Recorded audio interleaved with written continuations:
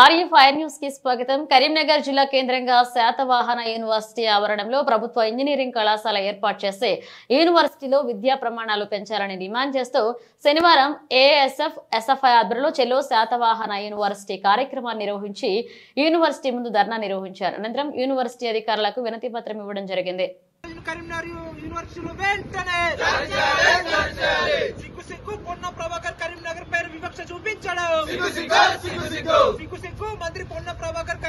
ఈ రోజు AISF SFI ఆధ్వర్యంలో శాతవాహన యూనివర్సిటీ ముందు ధర్నా నిర్వహించడం జరిగింది. ఈ ధర్నా యొక్క ముఖ్య ఉద్దేశం ఏంటంటే ఈరోజు శాతవాహన యూనివర్సిటీలోనే ఇంజనీరింగ్ కళాశాలను ఏర్పాటు చేయాలనే డిమాండ్తో ఈరోజు మేము ధర్నా చేయడం జరుగుతుంది.